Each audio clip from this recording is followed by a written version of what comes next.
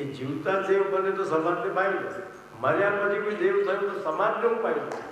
આપણે જીવતા દેવ થવાનું, આપણે ખડખડા દેવ થઈ ગયા. જીવો ત્યાંથી રાક્ષસ જેવો હતો, આ મર્યા પછી દેવ થયો તો હું ફાયદો? આપણે બધા જીવતા દેવ થવાનું. આપવા માટે રૂપિયા ખોટી જાય, કોઈને હિંમત આપો, કોઈને આશ્વાસન આપો, કોઈને ઉત્સાહ આપો, કોઈને આશીર્વાદ આપો, પણ આપવાનું બંધ કરવાનું નહીં. દુનિયા પાસેથી ઘણું લીધું છે, સમય આવે તો આપો.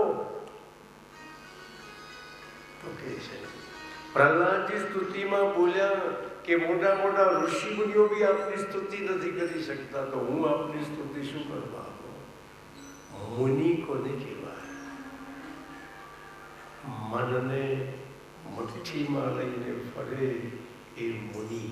મનને મુઠ્ઠીમાં લઈને ફરે મુનિ. અને મનની મુઠ્ઠીમાં આવી ગયા બધા મામુની. દાઢી વધારવાથી કોઈ મુનિ થઈ જતો, ગુફા બેહી જવાથી કોઈ મુનિ થઈ જતો. સીધી વાત છે. મનને મુઠ્ઠીમાં લઈને ફરે, જેનો પોતાના મન પર નિયંત્રણ છે, જેનો પોતાના મન પર કંટ્રોલ છે, એ વ્યક્તિ મુનિ. રણછોડદાસ બાપુ એમના આશ્રમમાં એક વાક્ય મૂક્યું છે, મન કો માર તો બેડા પાર. એવું વાક્ય મૂક્યું, મન કો માર તો બેડા પાર. બહુ સરસ વાક્ય છે. તો કે છે પ્રહલાદજી કે જે મોટા મોટા સિદ્ધ પુરુષો આપની સ્તુતિ ન કરી શકે, બ્રહ્મા નયસુર ગણા મુનયોત સિદ્ધા સત્વૈકતાન મતયો વચસામ પ્રભાય. મોટા મોટા સિદ્ધ પુરુષો પ્રભુ આપની સ્તુતિ ન કરી શકે, તો હું અસુર હું આપની સ્તુતિ શું કરવા? પણ સિદ્ધ પુરુષ કોને કહેવાય? જેની પાસે જાત જાતની સિદ્ધિઓ છે, પણ જેને ક્યારે પણ પોતાની સિદ્ધિઓનું પ્રદર્શન કર્યું નથી, જેને પોતાની સિદ્ધિઓનો ઉપયોગ પૈસા અને પ્રતિષ્ઠા મેળવવા કર્યો નથી, જેને પોતાની સિદ્ધિઓને ગુપ્ત રાખી છે, એનું ડેમોન્સ્ટ્રેશન કર્યું નથી, એ સાચા અર્થમાં સિદ્ધ પુરુષ. આજે તો લોકો પાસે નાનકડી સિદ્ધિ આવે ને કરોડો રૂપિયા કમાઈ લે તમારે, એ સિદ્ધિના જોરે ગઈ. જ્યારે એવા પણ મહાપુરુષો પડ્યા છે કે એમની પાસે જાત જાતની સિદ્ધિઓ હોય, પણ એમની સિદ્ધિઓને પ્રગટ કરે નહીં, ગુપ્ત રાખે. એ સિદ્ધિનો ઉપયોગ પ્રસિદ્ધિ મેળવવા ન કરે, પૈસા ભેગા કરવા ન કરે, એ ખરા સિદ્ધ પુરુષ, જેમને સિદ્ધિને ગુપ્ત રાખે છે. તો કહે છે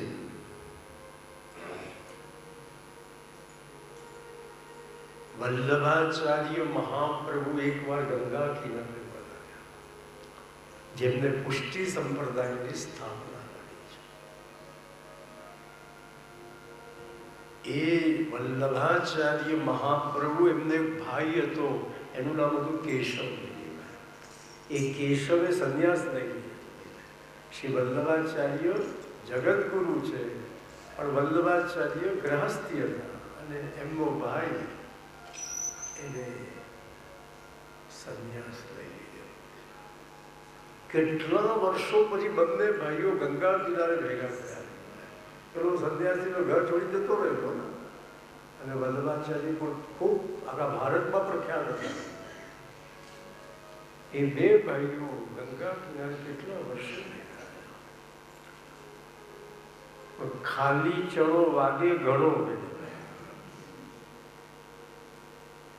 ઘણા લોકો નાનકડી નદી જેવા હોય, જ્યારે ઘણા લોકો સમુદ્ર જેવા હોય. નાનકડી નદીમાં જરાક પાણી આવે પૂરાઈ જાય, અને સમુદ્રમાં દુનિયાભરનું પાણી આવતું હોય, છતાં સમુદ્રમાં પૂર આવે નહીં. ભરાય પણ ઉભરાય નહીં, એમ સમુદ્ર. ભરાય પણ ઉભરાય નહીં, એમના સમુદ્ર. ઘણા લોકો નાની નદી જેવા હોય, જરાક કંઈક એમની થોડીક પ્રતિષ્ઠા મળી જાય, થોડાક પૈસા મળી જાય, એટલે એમનો પૂર આવી જાય, આસમાનનો ઉડવા લાગે, પોતાને સમથિંગ સમજવા લાગે. જ્યારે ઘણા મહાપુરુષો સમુદ્ર જેવા હોય, એની પાસે દુનિયાભરનો પૈસો, પ્રતિષ્ઠા બધું જ હોય, છતાં પણ જે એનામાં ક્યારે અહંકારનો છાંટો બી તમને જોવા મળે ના. એની ભાષામાં ક્યારે તોછડાઈ હોય નહીં, ત્યારે લાગે આ માણસ સમુદ્રી છે. આટલું બધું હોવા છતાં એની વિડંબનતા કરી છે, એને બધું પચાવી જવું છે. તો મહાપ્રભુજીનો ભાઈ કેશવ મહાપ્રભુજીની સામેના બળગા ભૂકવા લાગ્યો, વલ્લભ તારી પાસે શું છે? મેં તો એવી એવી સિદ્ધિઓ મેળવી છે. તો મહાપ્રભુજી કીધું, કેશવ તે કઈ સિદ્ધિ મેળવી? અરે હું વગર નાવડીએ ગંગાજી પર ચાલી શકું, એ હું ઉકાળ્યું, તારી વચ્ચે હું કે છે? બોલો, એ કેશવ મહાપ્રભુજીને ડાઉન કરવા લાગ્યો, પોતાને એવા બળગા ભોગે કરવા, હું તો સિદ્ધ પુરુષ થઈ ગયો, વગર નાવડીએ પાણી પર ચાલી શકું છું.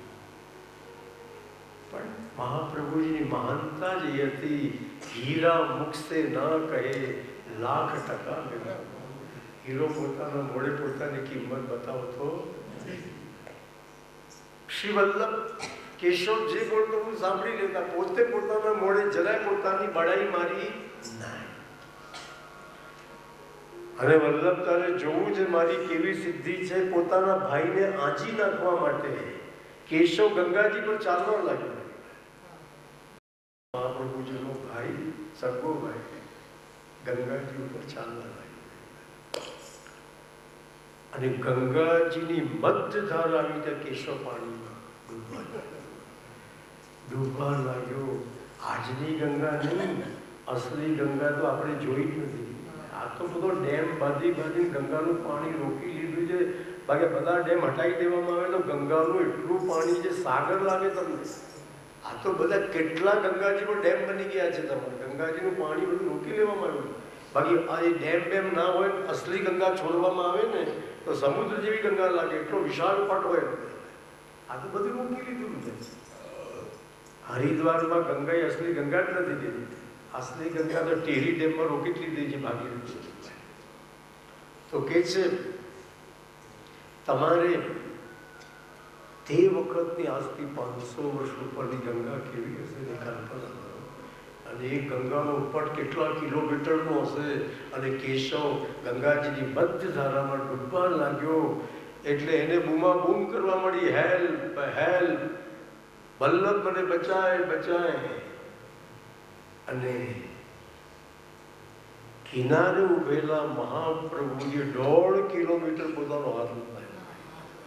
એ તો કિનારેથી 1.5 કિલોમીટર જતો રહેલો કેશવ, અને કિનારે ઉભેલા વલ્લભે એમનો હાથ 1.5 કિલોમીટર લંબાવ્યો. અને ડૂબતા કેશવને પકડીને સીધો કિનારે લઈ મૂકી દીધો.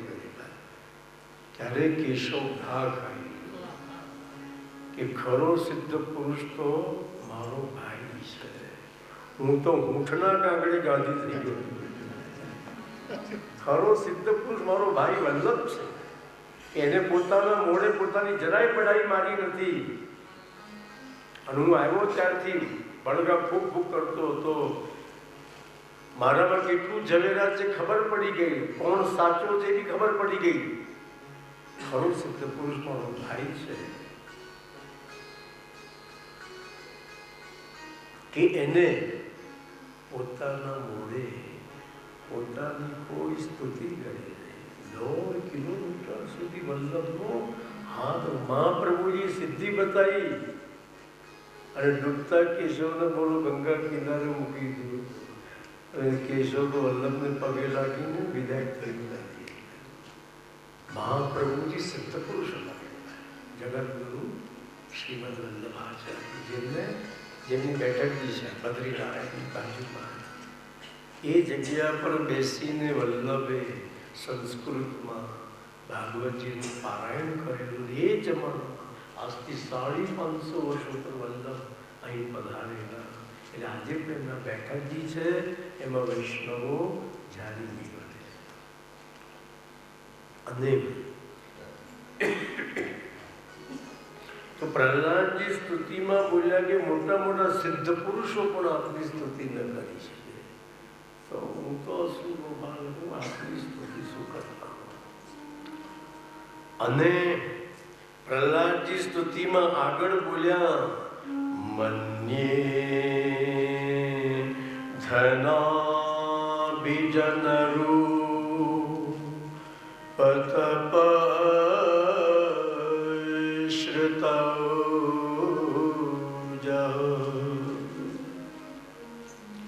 તેજ પ્રભાવ બલપો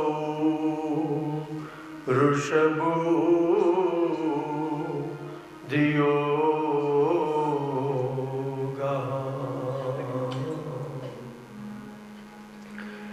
નારાધનાય હિ ભવન્તિ પરસ્ય પુંસો ભક્ત્યા તુતો શ ભગવાન ગજયુથપાયુ.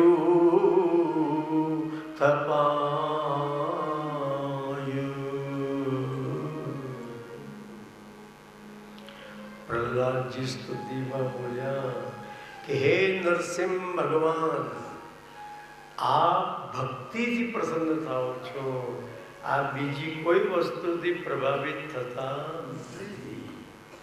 મન્યે ધનાભિજનરૂપ તપશ્રુતૌજા. હે ભગવાન, આપ કોઈનું ધન જોઈને પ્રભાવિત થતા નથી. આપણે કોઈના રૂપિયા જોઈને એની આગળ પાછળ ફરતા થઈ જઈએ, એની ચાપલુસી કરતા થઈ જઈએ. ભગવાન કોઈના ધનથી પ્રભાવિત થતા હો તો ભગવાને નિર્ધન સુદામાના ચરણ ધોયા ન હોય. કોઈ ધનવાનના જ પગ ધોયા હોય. ભગવાને ધનવાનના પગ નહીં, નિર્ધન સુદામાના ચરણ ધોયા છે. માણસની પાસે સંપત્તિ હોય પણ ભક્તિ ન હોય તો એકલી સંપત્તિથી પ્રભુ પ્રસન્ન થતા નથી. સંપત્તિની સાથે ભક્તિ હોય તો સોનામાં સુગંધ. સંપત્તિની સાથે ભક્તિ બી છે તો સોનામાં સુગંધ. એકલી સંપત્તિથી પ્રભુ પ્રસન્ન થતા, સંપત્તિ સાથે ભક્તિ હોવી જરૂરી. બીજું પ્રહલાદજી બોલ્યા, અભિજના. આપ કોઈનું કુળ જોઈને, આપ કોઈની જાતિ જોઈને પ્રસન્ન થતા નથી. ભગવાન ખાલી બ્રાહ્મણ પર કૃપા કરે એવું નથી. ભગવાન તો હરિજન પર બી કૃપા કરે છે. બ્રાહ્મણ હોય પણ ભક્તિ વગરનો હોય તો બ્રાહ્મણ ભગવાનને ગમતો નથી. ભલે હરિજન છે, શુદ્ર છે, ચાંડાલ છે, પણ ભક્તિ ભાવવાળો છે તો ભગવાન એને ભેટે છે. ભગવાનને કોઈની જાતિ પાતિથી કઈ લેવા દેવા નથી. તો કે છે પુષ્ટિ સંપ્રદાયમાં એક દાખલો છે. મોહન ભંગી શ્રીનાથજી બાવાને બૂમ પાડે અને શ્રીનાથજી બાવા દોડતા દોડતા આવી મોહન ભંગીના ખભે બેસી જતા અને મોહન ભંગી શ્રીજી બાવાને ખભે બેસાડીને ફેરવતો. ભગવાન કોઈ વ્યક્તિની ભાષા સમજતા નથી, ભગવાન ભક્તિની ભાષા સમજે છે. ભગવાનને કોઈની જાતિ પાતિથી કે લેવા દેવા નથી કે આ તો હરિજન છે. અરે ભલે મોહન ભંગી પણ ભક્તિ ભાવવાળો હતો, એના ખભે ઠાકોરજી બિરાજતા, મોહન ભંગી શ્રીજી મોહન છે. ભગવાન ભક્તિથી જ પ્રસન્ન થાય છે. ભલે બ્રાહ્મણ હોય પણ ભક્તિ વગરનો હોય તો ભગવાનની કૃપા એના પર ના થાય. ભલે હરિજન છે પણ ભક્તિ ભાવવાળો છે, એના પર પ્રભુની કૃપા થાય. મહાપ્રભુજીના જીવનનો એક પ્રસંગ છે. જગતગુરુ શ્રી વલ્લભાચાર્ય મહાપ્રભુ આ નાથદ્વારામાં જે શ્રીનાથજી બાબા બિરાજે છે, એ શ્રીનાથજી બાબાને ગોવર્ધન પર્વત પર મહાપ્રભુજી પધરાવેલા. જતીપુરામાં ગોવર્ધન, જેમાં આ પર્વત પર ભગવાન બદ્રીનારાયણ બિરાજે છે, એમ વ્રજમાં મથુરાથી 21 કિલોમીટર પર જતીપુરા ગામમાં ગોવર્ધન પર્વત છે, એ પર્વત પર વલ્લભાચાર્યે એ શ્રીજી બાવાને પધરાવેલા. પણ એ શ્રીજી બાવા ત્યારથી મેવાડ પધાર્યા, ઉદયપુર પાસે નાથદ દ્વારા પધાર્યા. બાકી 200 વર્ષોથી ગોવર્ધન પર્વત પર શ્રીજી બાવા રહ્યા. શ્રીજી બાવાની સ્થાપના વલ્લભાચાર્ય કરેલી, પાઠ પર પધરાવેલા. એકવાર આચાર્ય શ્રી મહાપ્રભુજી ગોવર્ધન પર્વત પર શ્રીજી બાવાનું મંદિર, એ મંદિરમાં સેવા કરવા માટે મહાપ્રભુજી ગિરિરાજજી ચડીને જતા હતા. અને પેલો કચરો કાઢનારો હરિજન એને દૂરથી મહાપ્રભુજી જોયા, દૂરથી બિચારો પગે લાગ્યો. અને એ હરિજન એને મહાપ્રભુ શ્રી વલ્લભને પૂછ્યું છે, આ મંદિરમાં બિરાજતા ઠાકોરજી બધા બાર આવે કે ના આવે? મંદિરમાં જે શ્રીજી બાવા બિરાજે છે, કોઈ દિવસ મંદિરની બહાર પધારે કે નહીં? મહાપ્રભુએ પેલા કચરો વાળનારાને પૂછ્યું, તારું નામ શું? તો એ ચહુડો. મારું નામ ચહુડો છે. વલ્લભ એની સામે જ જોવા લાગ્યા. મહાપ્રભુજીને થયું કે ગટરમાં પડેલો હીરો તે આનું નામ. જાતનું હરિજન, એનો ભાવ કેટલો શ્રેષ્ઠ છે કે મંદિરમાં બિરાજતા ઠાકોરજી ક્યારેક મંદિરની બહાર પધારે કે ન પધારે? તો મહાપ્રભુજી કીધું, ચૌડા પણ તારે એમને બહાર લાવવાની શું જરૂર છે? તો કે અમે હરિજન છીએ, અમને મંદિરમાં નો એન્ટ્રી, તો અમને પછી ભગવાનના દર્શનનો લાભ ક્યારે મળે? તે જમાનામાં હરિજનોને મંદિરોમાં પ્રવેશ આપવામાં આવતો નહીં. એને કીધું કે પછી અમને તો મંદિરમાં પ્રવેશ નથી, તો મંદિરના ઠાકોરજી મંદિરની બહાર ન પધારે ત્યાં સુધી અમને ઠાકોરજીના દર્શનનો લાભ કેવી રીતે મળે? તો મહાપ્રભુજી કીધું, ચૌડા જરૂર, શ્રીજી બાબા જરૂર મંદિરની બહાર પધારે, પણ જે એના માટે મારે શું કરવાનું? બસ તારે બે કામ કરવા. ચૌડા, એક તો શ્રીનાથજી બાબાના મંદિરની ચારે બાજુ તારે વાડી ઝૂડીને ચોખ્ખું રાખ, બુહારીની સેવા. ઠાકોરજીના મંદિરની ચારે બાજુ વાડી ઝૂડી તારે ચોખ્ખું રાખવા. બીજું, ચૌડા, મંદિરના ઓટલે બેઠા બેઠા તારે દરરોજ શ્રીજી બાબાને વિનંતી કરવાની, હે શ્રીજી બાબા, મને દર્શન દેવા ક્યારે મંદિરની બહાર પધારો. એક દિવસ તારી વિનંતી સ્વીકારી શ્રીજી બાબા જરૂર મંદિરની બહાર તને દર્શન દેવા પધારશે. અને આ તો બિચારો અંગૂઠા છાપ, એને મહાપ્રભુજી કીધું એટલે એને તો કામ ચાલુ જ કરી દીધું. મંદિરની ચારે બાજુ વાળી ચોખ્ખું. અને બપોરે મંદિરના ઓટલે શેત્રંજી નાખીને પડ્યો રહેતો પાછો. અને શ્રીનાથજી બાબાને વિનંતી કરે કે હે શ્રીજી બાબા, મને દર્શન ક્યારે આપશો? દયા કરીને દર્શન આપો, દયા કરીને દર્શન આપો. મેવાડના શ્રીનાથજી, મેવાડના શ્રીનાથજી, જન્મ મરણના બંધન કાપો, જન્મ બંધન કાપો. સુખ સાગર શ્રીનાથજી, સુખ સાગર શ્રીનાથજી, અમી ભરેલી. બેસી જાઓ, બેસી જાઓ, પાછું કહ્યું, અમી ભરેલી નજરો મેં